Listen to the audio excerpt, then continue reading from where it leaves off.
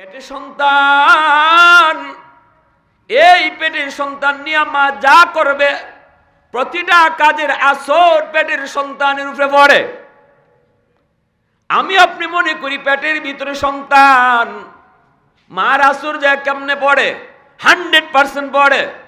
অভিজ্ঞরা অভিজ্ঞতার আলোকে বলেছেন, পেটের সন্তান নিয়ে যদি মা বেশি বেশি মিষ্টি খায়, সন্তান বড় হওয়ার পরে মিষ্টি প্রিয় হয়।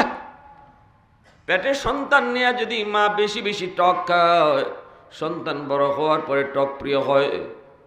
সন্তান পেটে নিয়ে মা যদি বেশি বেশি ঘুমায়, খালি ঘুমায়, এই সন্তান বড় হওয়ার পরে অলস হয়। কি তা হয়? আর পেটের সন্তান নিয়ে মা যদি টুকটাক কাম কাজ করে, মানলে মানে না মানলে নাই, আমার কথা আমি কই যেতেছি। পেটের সন্তান নিয়ে মা যদি টুকটাক ঘরের কাম কাজ করে, সন্তান বড় হইয়া কর্মঠ হয়। এটা কাম করতে ডরাইতো না, কারণ মা পেটে লইয়া টুকটাক কাম করছেন, খালি ঘুমাইছেন না। আর মা পেটের সন্তান নিয়ে যদি মা বেশি বেশি গান শুনে রে যুবক, এই সন্তান বড় হইয়া খালি গান গাইব, মার সামনেও গান গাইব, বাপের সামনেও গান গাইব। মারি হতের গান গাইব, জিনা জিনা জিনা জিনা জিনা ফেম ফিরিতের গান গাইব, ফিরিতের গান টান দিব বাপের সামনে মার সামনে, কারণ মা পেট লইয়া খালি মমতাজের গান শুনছে, এই গানের আসরকে পেটও পড়ছে। আর মা যদি সন্তান পেটে নিয়ে বেশি বেশি কোরআন তেলাওয়াত করে, এই সন্তান অল্প দিনে হাফেজে কোরআন হয়। পেটে সন্তান নিয়ে যদি মা বেশি বেশি বেপরদায় চলে, এই সন্তান বড় হইয়া বেহায়া হয়, বেলাজ হয়, বেশরম হয়। আর পেটের সন্তান নিয়ে যদি মা বেশি বেশি পর্দায় থাকে, খাস পর্দার ভিতরে থাকে, সন্তানের হায়া শরম বেশি হয়। এটা হাদিস না যে আপনারা মান্য লিখতে, আমার কথা মান্য এখান থেকে উঠতে হইব, জি না, এটা হাদিস না, এটা অভিজ্ঞরা অভিজ্ঞতার আলোকে বলছেন। ইরমই হয়, ইরমই হয়, ব্যতিক্রম হইতে পারে। তবে আমরা এটাই দেখছি, আমি যেটা মনে করি, পাত্রের আসর জিনিসের উপরে পড়ে। আমার কথা আপনারা বুঝুননি, আমি কিন্তু ঢাকাইয়া ভাষায় মাতলো, সিলুটি মাতবারে যে বুঝি না তা না, আমি মাততামও পারি টুকটাক, আপনারা বুঝাইবার মতো মাত আমিও পারি। পাত্র বুঝুননি? পাত্র পাত্র জামাই না, দামান না, দামান না, দামানের কথা বলছি। পাত্র মানে ওই যে একটা জিনিস, যে কোনো জিনিস রাখে যেটার মাঝে, এটারে কি তা হয়? হ্যাঁ, পাত্র। এটার আপনারা সিলেটি ভাষায় কি তা করেন? হ্যাঁ, মা তো কইতে বাংলা শুদ্ধ ভাষায় পাত্র কয়, আপনারা এটারে কি তা কইন? বাটি, বাটি কি তা কয়? বাটির আসর, বাটির যেটা তাকে এটা পরে। এখন বুঝছেন না আমার কথা? কেমনে? মমিসিং এক জায়গাতে আমি চা খাইছি, চা খাইয়ে দেখি চা জাল লাগে। চা কিতা লাগে?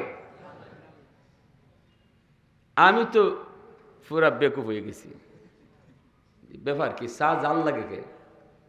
তা আমি ডাক দিয়ে আনলাম, ভাই চা তো আপনারা খিতা দিস, চিনি না মরিচের গুঁড়া?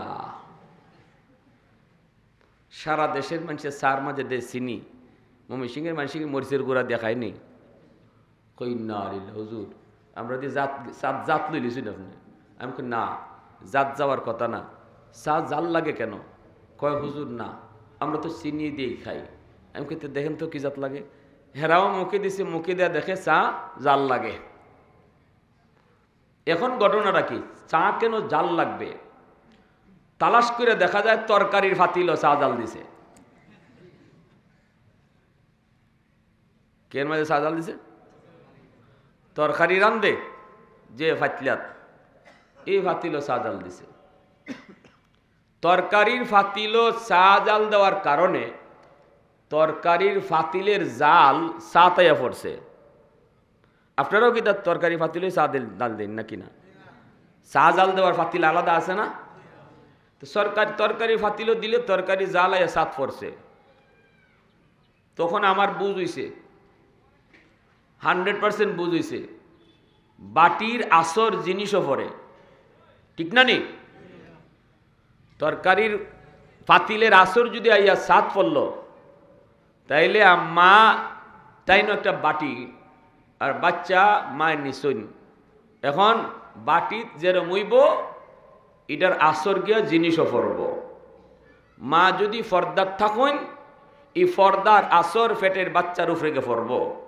আর মা যদি বেফর্দায় চলেন, এ বেফর্দার বদ আসর ফেটের বাচ্চার উপরে গিয়েও পড়ব। মানুননি আপনার আমার কথা? না মানলে অসুবিধা নেই, আমার কথা তো কই যেতে হইব। যদি একটু হু হা করুন তো আমার কথা কইতে সুবিধা হইব। রাজি আসুন না ইনশাল্লাহ? এই হইল সন্তানের উপরে মার আসর গে পড়ে। এজন্য যুবক ভাইয়েরা যারা আসো, বিয়া শাদী যারা কইরে লিছেন তো কইরে লিছেন, বিয়া যারা করবা তারারে কই, বিয়া করবার আগে খালি বউর চিন্তা করেন না যে আমি বউ আনতেছি। বিয়া করার আগেও চিন্তা করো যে আমি আমার বাচ্চার মা আনতেছি, আমার বাচ্চার জোরে কই। যদি এই চিন্তাটা মাথার থাকে তাইলে গিয়া বিয়া করার আগেও দেখবা ফর্দা থাকে কিনা, জানে কিনা, মায়ও ফর্দা করে কিনা, বংশের মাঝে ফর্দা আছে কিনা, নাকি খালি বিয়া দেওয়ার লাগে কয়েকদিন বুরকাত ফরাইতেছে, এটাও বুঝবা। সব হিসাব করে আনবা। কারণ যদি আমার বাচ্চার মা বালা হয় তাহলে বাচ্চাও বালা হইব। বালা বাচ্চা সকল বাপ মাই চায়নি না চায় না? সব দুনিয়ার সব বাপ মা সন্তান বালা হইতো, নেককার হইতো, দিনদার হইতো, আল্লাহওয়ালা হইতো, মা ভক্ত হইতো, বাবা ভক্ত হইতো, মুরব্বীরা শ্রদ্ধা করতো, ওলামাই কেরামকে তাজিম করতো। এলাকার মানুষে কইতো না বা অমুকের একটা ফুয়া, অমুকের একটা ফুয়া, মাশাল্লাহ, এই কথাটা কইতো। এই জাত ধারণা, এই জাত নিয়ত দুনিয়ার হগল বাপ মার আছে, ঠিক না নি? তে এই নিয়ত থাকলে খালি হইতো না, নিয়ত মতো তো খামখরণ লাগবো। এক লোকে যাইব ঢাকা, নিয়ত তার ঢাকা, কিন্তু গাড়ি তুলছে সিলেটের। এখন আরেকজনে গিয়া কইছে ভাই কই যাইবা? কয় ঢাকা যাইমু। তো গাড়ি তৈরি সিলেটের, ঢাকা যাইতো না, তো তুমি গাড়ি বদলাও। কয় না, আমি গাড়ি বদলাইতাম না। কয় কে? কয় গাড়ি না বদলাইলে ঢাকা যাইব কেমনে? কয় গাড়ি যাইলে ঢাকা যাইলে যাক, না যাইলে নাই, নিয়ত আমার ঢাকা। নিয়ত কি? গাড়ি এবার যে ভাই খুশি এবার যাক, নিয়ত আমার ঢাকা। হ্যাঁ, যদি সারা জীবন নিয়ত লয়ে বইয়া থাকে সিটও ঢাকার, আর গাড়ি যদি সিলেটের হয়, জীবনে যাইবনি? জোরে মতো। তে আমি আপনি নিয়ত করলাম আমার সন্তান ওই তো দিনদার আল্লাহওয়ালা, আমারে মানুষে সুনাম কইতো। কারণ সন্তানের উসিলায় বাপমার ইজ্জত বাড়ে, সন্তানের উসিলায় বাপমার ইজ্জত ডুবে, ঠিক কিনা? সন্তানের কারণে বাপমার ইজ্জত বাড়ে, সন্তানের কারণে বাপমার ইজ্জত ডুবে। অতএব কোনো বাপমাই সন্তান খারাপ হইতো চায় না, বালা সন্তান চায়। কিন্তু নিয়ত আমার বালা, বউ আনলাম প্রিয়াঙ্কা চোপড়া, মাথৌকাতে, হ্যাঁ, বউ আনলাম মমতাদের গান কয়টা জানে এটা জানি না। গিয়া জিগাইলাম নাইস জাননি, নাইস পারনি। বিয়ার আগে বিয়াত গেছে বেটা দেখতে গিয়ে নাইস দেখে নাইস নি জানে, এই খবর লয়। এই খবর লয় না কোরআন তেলাওয়াত সহি কিনা, এলাকার মানুষ এই কথা জিগায় না যে ফর্দা কইরা চলে কিনা, এই খোঁজ খবর নাই।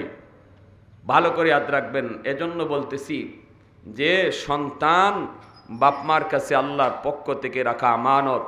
এই সন্তানের আমানতদারি রক্ষা করতে হইলে বিয়ার আগ থেকে ওই জামাই, যারা যুবক, যারা পাত্র, তাদের মাথার মধ্যে এই চিন্তা রাখতে হবে, ঠিক কিনা? জোরে বলেন।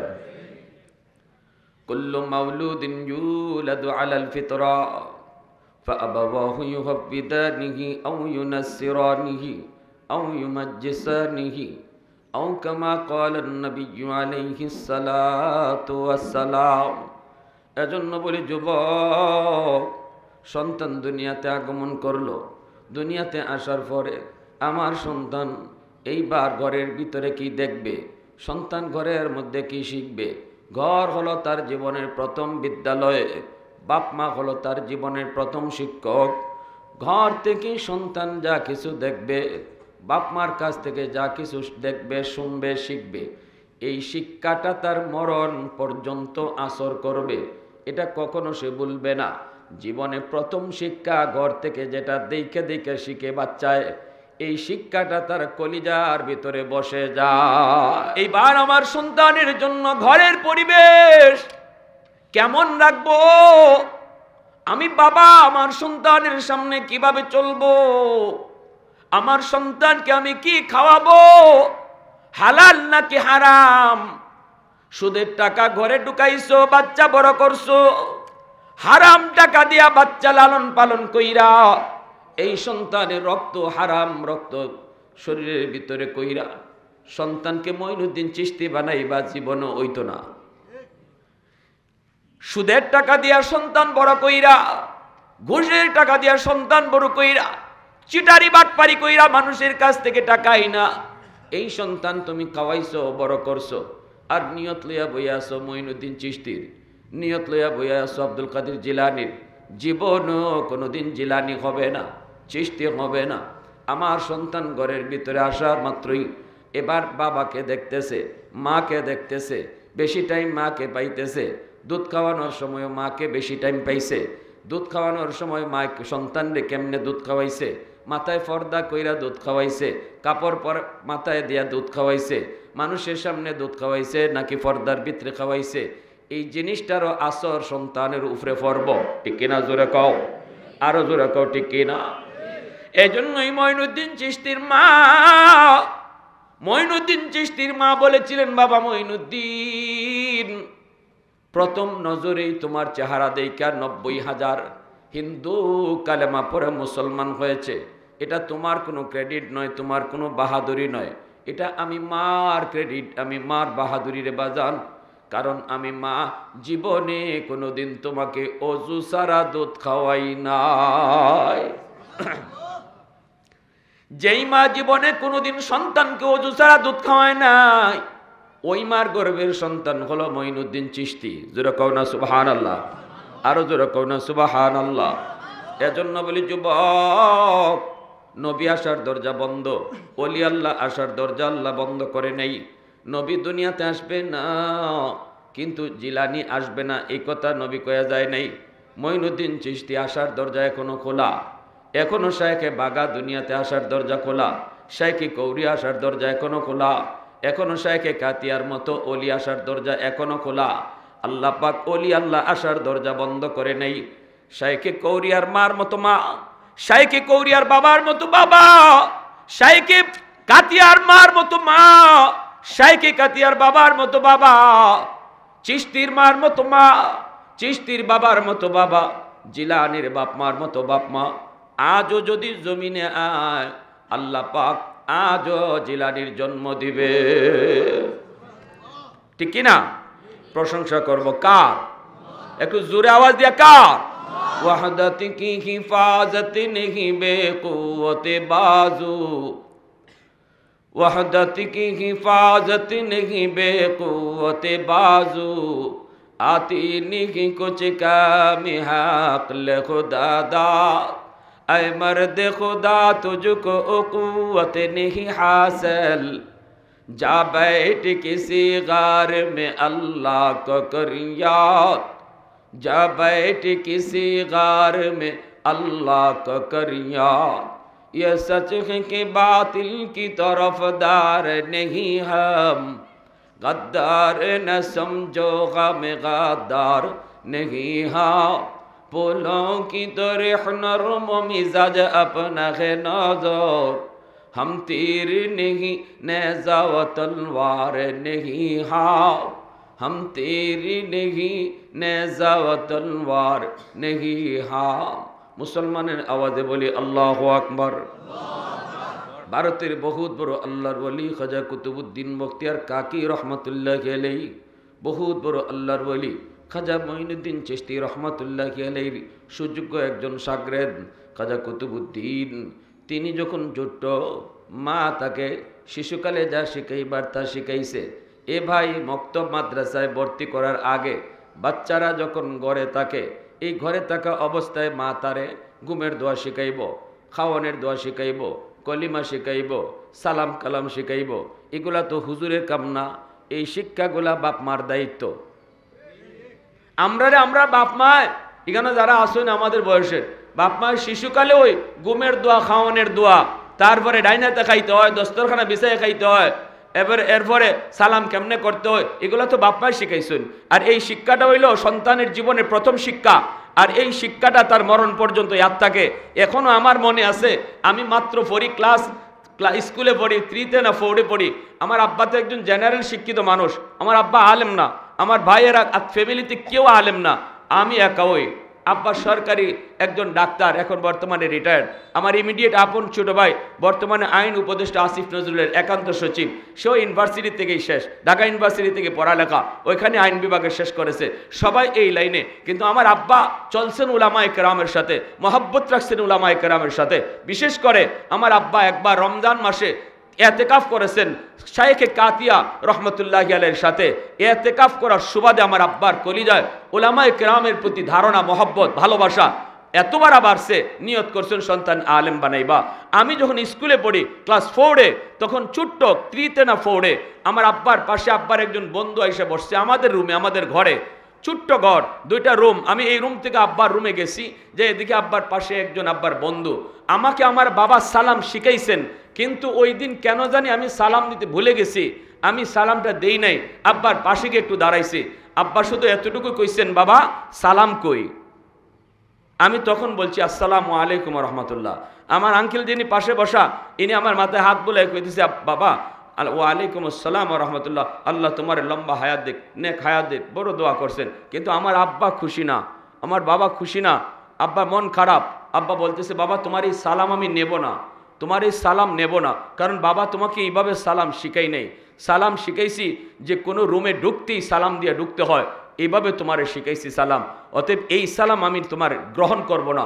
তুমি রুম থেকে বের হও, এখন আবার বের হও, বের হয়ে রুমে আবার ঢুকো, সালাম দিয়ে ঢুকো। যখন আমার এই আদেশ করছেন আমার আব্বা, খুব ভয় পাইতাম, এখনও আমরা আমার আব্বাকে ভয় পাই। আমার ভাই যে সচিব, এখনও আমরা আমাদের বাবার সামনে দাঁড়াইলে থরথর করে কাঁপি, অথচ একজন জেনারেল শিক্ষিত মানুষ। তো এই অবস্থায় আমি যাওয়ার জন্য রেডি হয়েছি, আমার আঙ্কেল যে আব্বার বন্ধু, সে বলতেছে, ভাই বাদ দেন, ছোটো মানুষ বুঝে নাই, সালাম তো দিছেই, সালাম তো সংশোধন তো করছেই। আব্বা বলতেছে, না ভাই, এই সালামটা যদি এখন নেই, সেটা সারা জীবন তার ইয়াদ থাকবে না, তার এখন রুম থেকে বের করতে হবে, বের করাইয়া রুমে আবার ঢুকাইতে হবে সালাম দিয়া। ওই দিন যে আমার বাবা আমাকে রুম থেকে বের করেছিলেন, আবার সালাম দিয়ে আমি ঢুকছিলাম, 35 বছর আগের ঘটনা এখনো আমার ইয়াদ আছে। বাবা হওয়া সহজ, আদর্শ বাবা হওয়া কঠিন। মা হওয়া সহজ, আদর্শ মা হওয়া কঠিন। আদর্শ সন্তান পেতে চাও, আগে আদর্শ বাবা হও। আদর্শ সন্তান পেতে চাও, আগে আদর্শ মা হও। মা হও আদর্শ মা, বাবা হও আদর্শ বাবা, সন্তান আদর্শ সন্তান হবে। ঠিক কিনা জোরে এখন? ঠিক আছে, এজন্য বলতেছিলাম, ওই দেখা যায় কুতুবউদ্দিন বখতিয়ার কাকির মা যা শিখাইবার শিশুকালে তো শিখাইছেন, সালাম কালাম দোয়া দুরুদ এগুলা। এখন ভাই ঘুমাইবার সময় যে মা তারে ঘুমের দোয়া শিখাইতো, বর্তমানে এই মা মোবাইল টিপে ঘুমায়, ঘুমের দোয়া শিখাইব কখন? যেই বাবা ঘুমের সময় সন্তানকে ঘুমের দোয়া পড়াইয়া ঘুম পাড়াইতো, এই বাবা এখন ঘুমের সময় ফেসবুক টিপে টিপে ঘুমায়। সন্তান দোয়া শিখবো কার কাছ থেকে? শিখবো কার কাছ থেকে?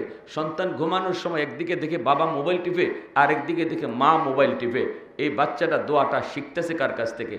সে তো মোবাইল টিপা দেখে দেখে ঘুমাইতেছে। আর বাচ্চারা বাপ মারে যা করতে দেখে নিজেও তা শিখে। মা যদি ঘরে নামাজ পড়ে, ছোট বাচ্চারা মার সাথে নামাজে দাঁড়ায়। বাবা যদি ঘরে নামাজ পড়ে, ছোট বাচ্চারা বাবার সাথে নামাজে দাঁড়ায়। আর বাপ মা যদি বেশি বেশি মোবাইল টিপে, সন্তানও মোবাইল টিপা শিখে। মাশাআল্লাহ, বর্তমানে এই প্রযুক্তির লাইনে আমরা এতটা আগাইছি, এখন অবুঝ বাচ্চা কথা কইতে না পারলেও মোবাইলের লক খুলতে পারে। আর আমাদের জমানায় আমার দাদি ওই দিনও কইছে, কয়েক বছর আগের ঘটনা, বেশি আগের ঘটনা, আমার দাদি কইতেছে, বাইরে মোবাইলের টেহা কেমনে হারায়, ফদ্দি পাই না। ঠিক না নিজের এখন? আর এখনের যুগের বাচ্চায় কথা কইতে পারে না, লক খুলতে পারে। তো ওই দিন আমি দেখলাম একটা ফেসবুকে একটা ভিডিও আসছে, ভালোই লাগলো ভিডিওটা, যে মা বাপে দেখতেছে ছোট বাচ্চা মোবাইল টিপতেছে। এখন এই বাচ্চারে মোবাইল টিপা থেকে দূরে সরাইতে হবে কি কইরা? যদি যায় কয়েক মোবাইল টিপা এটা ঠিক না, দাও এটা দাও, বাচ্চা কিন্তু কানবো, ঠিক না? তো আমি দেখলাম মা আর বাবা দুইজনে দুই বই লিয়া দুইজনে দুই বই লিয়া বাচ্চা দাঁড়াইয়া বইছে, বাচ্চার এদিকে মা বইছে একটা বই আর বাপে বইছে এদিকে বই, দুইজনে দুই বই পড়তেছে। এখন এই ছোটো বাচ্চা মোবাইল টিপার থেকে আটকে চাইছে, যে দেখে মা বই পড়ে, বাপে বই পড়ে, এখন এই বাচ্চায় মোবাইল তুইয়া নিজেও একটা বই লিয়া বই গেছে। এই হলো গড়ের, আমি বলছি যে গড় হলো তার জীবনের প্রথম বিদ্যালয়, আর বাপ মা হলো তার জীবনের প্রথম শিক্ষক। মাদ্রাসা তো পরে দিব, গড় তো তার প্রথম মাদ্রাসা, তার জীবনের প্রথম মাদ্রাসা এটা। আর বাপ মা তার জীবনের প্রথম শিক্ষক। সন্তান আমার প্রথম শিক্ষকের কাছ থেকে প্রথম মাদ্রাসায় যা দেখবে, যা শিখবে, যা বুঝবে, এটা সারা জীবন ইয়াদ থাকবে। কারণ শিশুদের দিল দেমাগ কাদা মাটির মতো।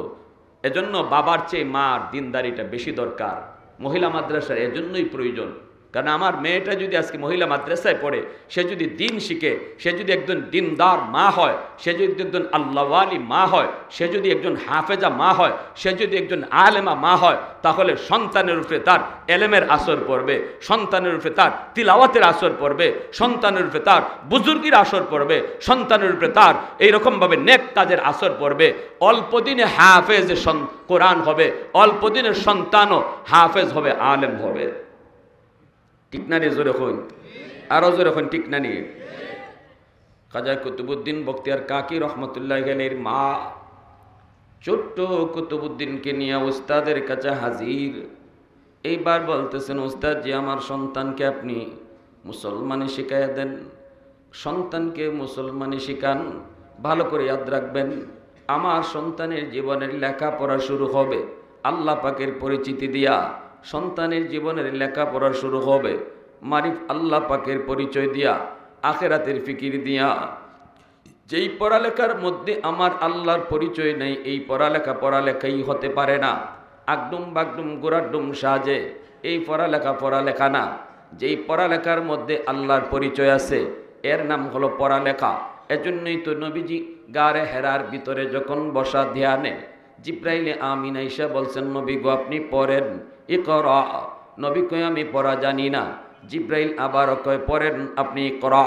নবী কয় আমি পড়া জানি না। তিনবার নবী বলেছেন আমি পড়া জানি না। এর অর্থ হলো নবী জানতে চেয়েছেন, ভাই জিব্রাইল কার নামে পড়ব? আমার রবের নাম ছাড়া আমি কোনো পড়া পড়তে রাজি না। যখনই জিব্রাইল কয় ইকরা বিসমি রাব্বিকাল্লাযী খলাক, পড়েন আপনার রবের নামে, তখনই নবী পড়ালেখা শুরু করে দিছে। তাহলে বোঝা গেল যেই পড়া আল্লাহর নামে পড়া, এই পড়া হলো পড়া। যেই পড়া আল্লাহর নাম নাই, যেই পড়াতে আমার আল্লাহর নাম নাই, এই পড়া হইতে পারে না। এজন্য শিশুকালটা হলো তার জীবনের ফাউন্ডেশন। বাচ্চাদের শিশুকালটা আগডুম বাগডুম পড়ায় বড় কইরেন না। সন্তানকে পড়ালেখা শুরু করাইবেন আল্লাহর পরিচয় দিয়া, মাদ্রাসা দিয়া আমার সন্তানের পড়ালেখা শুরু হবে। ঠিক কিনা জোরে কর। তাহলে আমানতদারি রক্ষা হবে রে যুবক, আমানতদারি রক্ষা হবে। সন্তানের পড়ালেখা আল্লাহর পরিচয় দিয়া শুরু করাও। কুতুবুদ্দিন বখতিয়ার কাকির মা সন্তানকে নিয়ে আল্লাহর পরিচয় শিখান। উস্তাদজি পড়ান আলিফ বা। উস্তাদে কয় বাবা কুতুবুদ্দিন ক আলিফ বা তাসা, কিন্তু ছোট্ট বাবু কুতুবুদ্দিন কয় না উস্তাদজি আলিফ বা নয়, আলিফ লাম মিম যালিকাল কিতাবু লা রাইবা ফি। যখন আল্লাহ পাকের পবিত্র কোরআনের সূরা বাকারার 15 পারা এক বছর উস্তাদকে হিফজ শুনাইছে। এইবার উস্তাদে কই বাবা তোমার মা কেন এমন মজা করলো, ঠাট্টা করলো? মাকে জিজ্ঞেস করেন। মা সেজদায় পরে আল্লাহর দরবারে কান্দে। মা কয় উস্তাদজি খোদার কসম আমি মা নিজেও জানি না আমার কুতুবুদ্দিন কেমন করে 15 পারা হাফিজ হয়েছে। তবে আমার যদ্দূর মনে পড়ে কুতুবুদ্দিনকে যখনই আমি দুধ খাওয়াইতাম তখনই আমি কোরআন তেলাওয়াত করতাম। আমার সন্তান দুধ পান করার সময় তিলাওয়াত শুনবে না গান শুনবে? মা তিলাওয়াত শোনাবে নাকি গান শোনাবে? এই সিদ্ধান্তটা নিতে হবে যুবক তোমাকে বিয়ার আগে। ঠিক কিনা জোরে কও। যদি একজন আলেমা তুমি বিয়া করো, হাফেজা বিয়া করো, দিনদার নেককার দেখে যদি তুমি খুঁজো তালাশ করো, তাহলে তোমার সন্তান দুধ খাওয়ার সময় মার জবান থেকে তিলাওয়াত শুনব, পেটে থাকতেও তিলাওয়াত শুনব, পেটে থাকতে তিলাওয়াত শুনব। এজন্য বলি ভাইরা, ভালো করে ইয়াদ রাখবেন, সন্তানের দিল দেমাগ হলো কাদামাটির মতো। আমার সন্তানকে আমি শিশুকালে যা বুঝাবো, কাদামাটিতে যেভাবে লিখলে পরে লেখা হয়, সন্তান শিশুকালে যা দেখে যা বুঝে এটাও তার দিল দেমাগে রেকর্ড হয়। মহব্বতের আকারে একটু জিকির করি, লা ইলাহা ইল্লাল্লাহ, জুড়ে।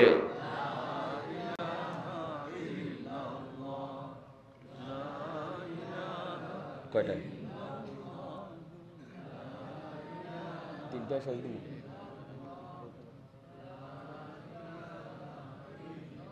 মহব্বতের সাথে লা ইলাহা ইল্লাল্লাহ।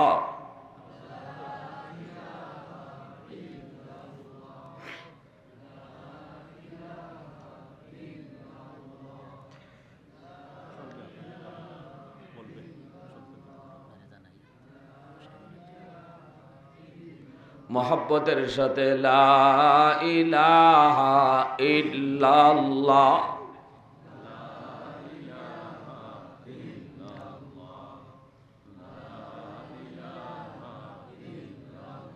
লা ইলাহা ইল্লাল্লাহু মুহাম্মাদুর রাসূলুল্লাহ।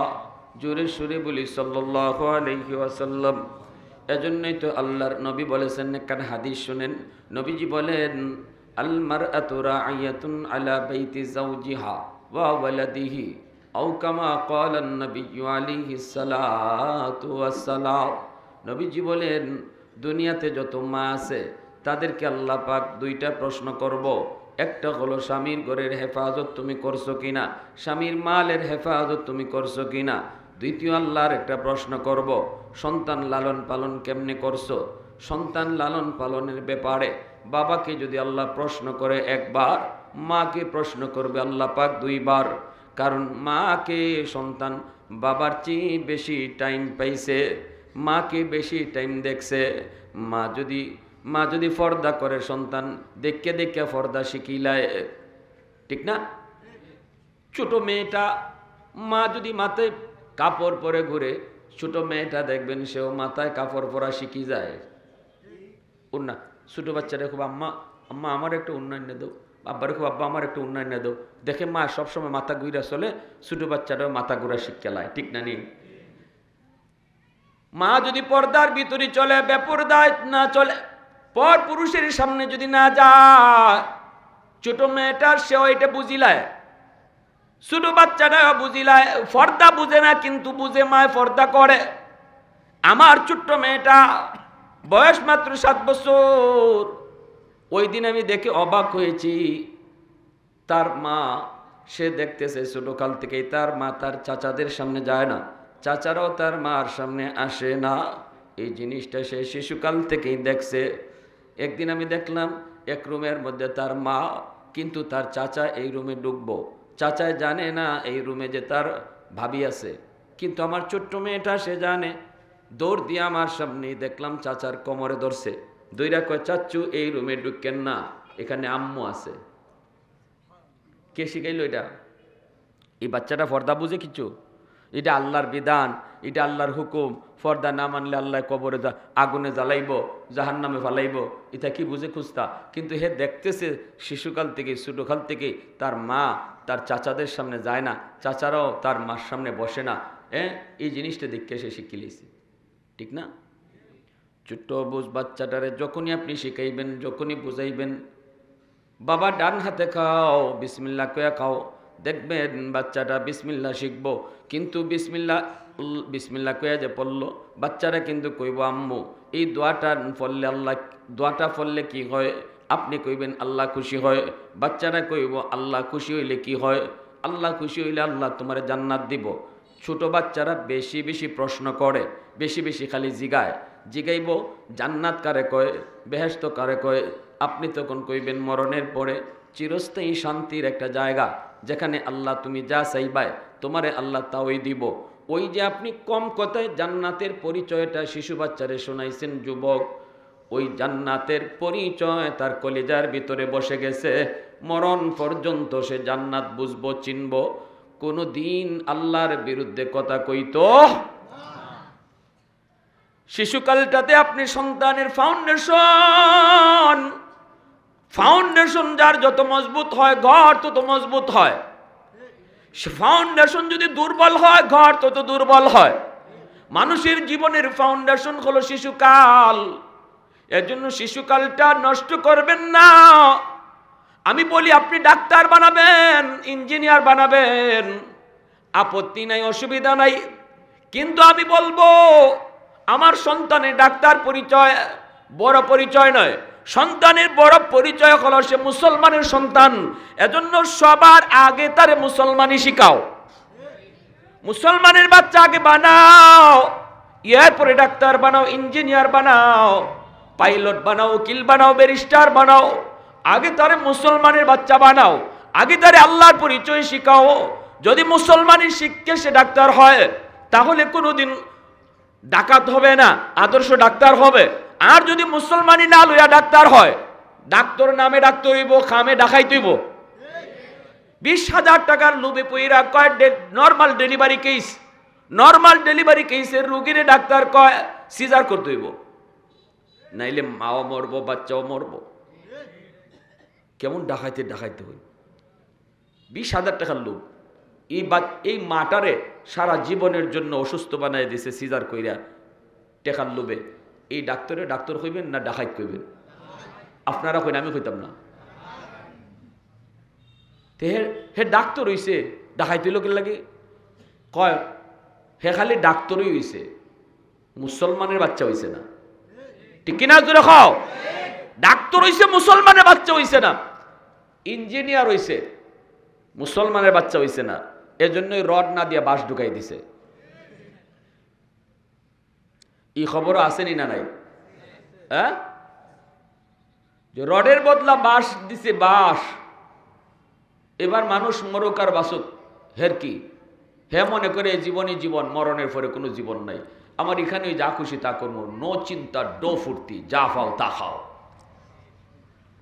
যা পাও তা খাও। আর মুসলমানে যদি শিখাইয়া তার ইঞ্জিনিয়ার বানাইতো, তাহলে মাদ্রাসায় যাওয়া মাত্রই তার এই শিক্ষাটা দিত, এ জীবন জীবন নয়, মরণের পরেই আসল জীবন। এ জীবনের প্রতিটা কাজের হিসাব আমাকে আল্লাহর দরবারে পাই টু পাই দিতে হবে।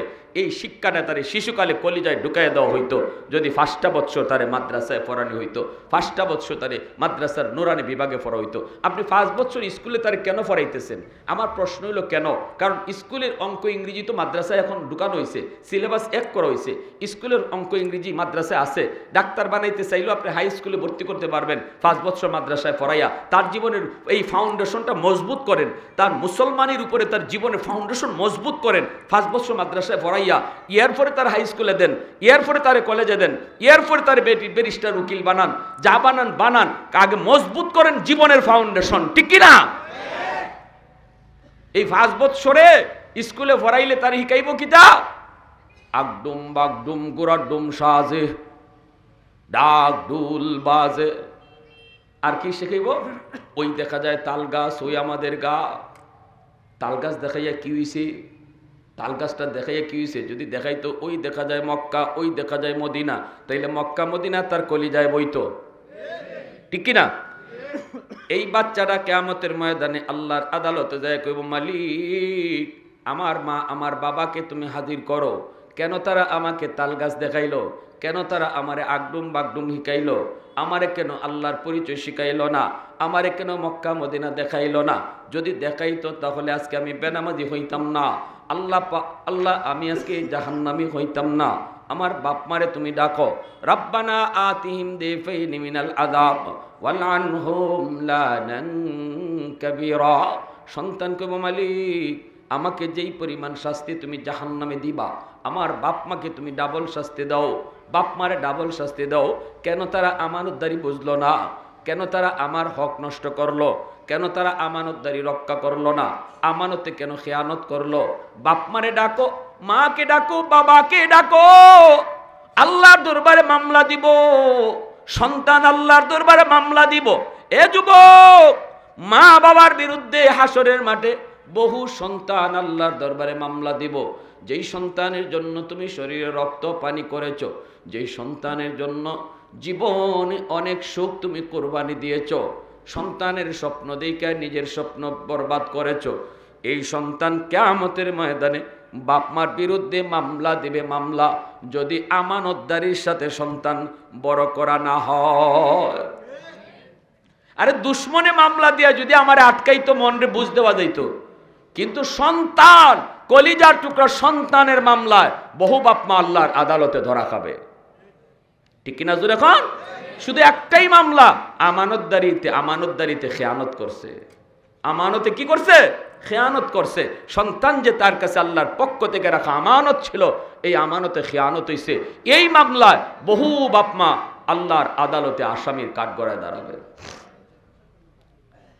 এজন্য আমার ভাইরা বন্ধুরা বলতেছিলাম, এ যুবক, আমার সন্তান আজ দখলে আমার, কিন্তু মালিক আমি না, মালিক হলেন আমার আল্লাহ। এই কথাটা দিলের ভিতরে সবসময় ইয়াদ রাখো, দিলের ভিতরে সবসময় কথাটা ইয়াদ রাখো। তাহলে সন্তানের চিন্তা মাথায় আসা মাত্রই তোমার প্রতিটা কাজের মধ্যে তোমার হিসাব ঠিক থাকবে। সিগারেট খাওয়ার লই শিক্ষা দুনিয়াত আইছে না, সে তো মারিফত লইয়া দুনিয়া আইছে। তুমি বাবা সিগারেট খাওয়া দেখায়া তার বুজুর্গি নষ্ট করতেছো। ঠিক কিনা জোরে কও? টেলিভিশন দেখতেছো বাচ্চারে লইয়া, এই বাচ্চা কিন্তু টেলিভিশন দেখে দুনিয়াতে আসে নাই। আমার নবীর ভাষায় সে মঈনুদ্দিন চিশতির মতো ওলি হয়ে আইছে, কিন্তু মা কত বড় বেহায়া, বাবা কত বড় বেহায়া।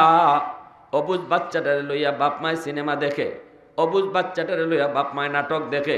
ওই যে নাটক দেখতেছো, নাচ গান দেখতেছো, এই বেহায়ার চিত্রটা বাচ্চার দেমাগে পড়তেছে। অনেক বাপ মায় কয় হুজুর বুঝে না, ছোট বাচ্চায় বুঝে না। আমি কই যেই বাপ মায় কয় ছোট বাচ্চায় বুঝে না, এই বাপ মায় বুঝে না, বাচ্চায় ঠিকই বুঝে। এটা আমার কথা না, এটা নবীর কথা। নবী বলছেন, তোমরা স্বামী স্ত্রী গোপন সম্পর্ক সন্তানের সামনে কইরো না। দুধের বাচ্চার সামনে নবী নিষেধ করেছেন। প্রশ্ন হলো কেন? দুধের বাচ্চা তো কিছু বুঝে না, নবী কেন নিষেধ করলেন? আল্লাহ নবী বুঝিয়ে দিয়েছেন না, অবুঝ দুধের বাচ্চাটাও যদি যা দেখবে, এই দেখার দৃশ্যটা মেমোরির মধ্যে রেকর্ড হয়ে থাকবে। যেদিন বড় হবে সাপ্লাই দিবে, রেকর্ড যা হইছে এটাই সাপ্লাই দিব। আল্লাহ নবী নিষেধ করেছেন, এর পিছনে কারণ আসেনি না নাই? নবীজি কোনো কাজ যদি নিষেধ করেন, কারণ আসেনি না নাই? তাহলে আমাদের এই কথা কোয়ার সুযোগ নাই। অবুঝ বাচ্চা বুঝে না, অতএব তার সামনে আমি টেলিভিশন দেখলে অসুবিধা কি, তার সামনে আমি গান শুনলে অসুবিধা কি? এই গানের আসর, এই গানের দৃশ্য প্রতিটা বাচ্চারে নষ্ট করব, বাচ্চার বুজুর্গি নষ্ট করব, বাচ্চার মারিফত নষ্ট করব, বাচ্চাটার বিলায়ত নষ্ট করব। সে তো অলি হয়ে দুনিয়াতে আইছে, সে তো অলি হয়ে দুনিয়াতে আইছে। আমি বাপ মার কারণে সন্তানের বিলায়ত নষ্ট হইতেছে, সন্তানের বুজুর্গি আমি বাপ মার কারণে নষ্ট হইতেছে। ঘরের ভিতরে বেফরদা পরিবেশ, ঘরের ভিতরে গান বাজনার আওয়াজ, এই কারণে নাম বেনামাজির চিত্র। আমি যদি তালাশ করে দেখি, দেখবেন ঘরের সদস্যদের ভিতরে যদি জরিপ করেন, তে দেখবা সদস্যদের মধ্যে জরিপ করলে দেখা যাবে বেনামাজির সংখ্যা বেশি, নামাজির সংখ্যা কম। যত জায়গায় জরিপ করবেন, আমি কয়ে দিলাম, আপনি জরিপ করবেন যত জায়গায়, দেখবেন বেনামাজির সংখ্যা বেশি। বাজারে আপনি যান, আপনি বৈরাগী বাজারে এই মাথার থেকে ওই মাথাতে আপনি জরিপ করেন কয়জন নামাজি আর কয়জন বেনামাজি, দেখবা জরিপ করলেও বেনামাজির সংখ্যা বেশি, নামাজির সংখ্যা কম। পুরা গ্রাম, আপনাদের গ্রামটা জরিপ করেন, দেখবেন ওই যে ঘরের ভিতরে যে বেনামাজির সংখ্যা বেশি, এই বেনামাজির আসর এই শিশু বাচ্চার উপরে পড়তেছে, অবুঝ বাচ্চাটার উপরে পড়তেছে। এই কারণে রাসূল কইছেন, ফা আবাওয়াহু ইউহাব্বিদানিহি আও ইউনাসসিরানিহি আও ইউমাজ্জিসানিহি। আবাওয়াহু বলেছেন, সন্তানের বাপ মার কথা আল্লাহ রাসূল বলেছেন। তাহলে একজন মা দিনদার হওয়া দরকার আসেনি না নাই? বাবার চেয়েও মার দিনদারিটা বেশি দরকার, বাবার চেয়েও মার দিনদারিটা বেশি দরকার। কারণ মার আমলের আসর বাচ্চার উপরে যায় বেশি পড়ে। আলহামদুলিল্লাহ। এজন্য আমার ভাইরা, আজকে আপনাদের এলাকার এই যে মাদ্রাসা, এই মাদ্রাসাটা কতটা জরুরি এখন বুঝেন। আমার মেয়েটা যদি মাদ্রাসায় পড়ে, মেয়েটা যদি দিনদার হয়, একটা বাচ্চা যখন একজন মা যখন দিনদার হইব তখন আমি বাবার ঘরটাও সে দিনের লাইনে রাখবো, আর যখন স্বামীর ঘরে যাইব তখন বউ হিসাবে সে যদি দিনদার একজন বউ হয় তাহলে তার দ্বারা পুরা ঘরটাও দিনদারির রূপে চলে আসবো। ঠিক না? একজন মহিলার কারণে ঘর সুন্দর হয়, একজন মহিলার কারণে পুরা ঘর নষ্ট হয়। একজন মহিলা যদ্দূর পারে পুরুষ অদ্দূর পারে না। মহিলা যদি তার ভিতরে দিনের বুঝ থাকে, সহজে ঘরের প্রতিটা মানুষের মধ্যে সে এই জিনিসটা আসর ফলাইতে পারে, কারণ সে অল টাইম ঘরে থাকতেছে, ঘরটা তার নিয়ন্ত্রণে। আর স্বামী তো ভাই রুজি রোজগারের জন্য ঘরের বাইরেই বেশি টাইম থাকে, ঠিক না নি? ঘরের টাইম বেশি পায় মহিলারা, এজন্য দিনদারিটা এত দরকার, মহিলা মাদ্রাসারও এত দরকার। আমি খুশি হয়েছি আপনাদের এই মাদ্রাসাটা দেখিয়া, এবং মাশাআল্লাহ, এবং আলহামদুলিল্লাহ ছাত্রীদের সংখ্যাও মাশাআল্লাহ যথেষ্ট আছে। এলাকার মানুষের সহযোগিতা আমি আইসা আমার ভাইদের কাছ থেকেও শুনলাম, মাদ্রাসার উদ্যোগে মাহফিল হয় না, মাহফিলটা এলাকার মানুষে আলহামদুলিল্লাহ মাদ্রাসার নামে করুন, মাশাআল্লাহ সব জায়গায় এরকম হয় না। এতে বোঝা গেল এলাকার মানুষের মন মানসিকতা মাদ্রাসার প্রতি খুব ভালো, ঠিক না? এবং আপনাদের দরদ আছে এই প্রতিষ্ঠানের প্রতি। আল্লাহ পাক এই প্রতিষ্ঠানকে দিন আল্লাহ পাক উন্নতি করেন, তারাক্কি এনায়েত করেন। গোটা এলাকার প্রতিটা মা বোনকে আল্লাহ পাক এই প্রতিষ্ঠানের ওসিলায় দিনদার আল্লাহ ওয়ালি বানায় দেন, আর প্রতিটা মাকে আল্লাহ হাফেজা আলেমা বানান, আর প্রতিটা মাকে হাফেজ আলেমের মা বানান। সবাই বলেন আমিন।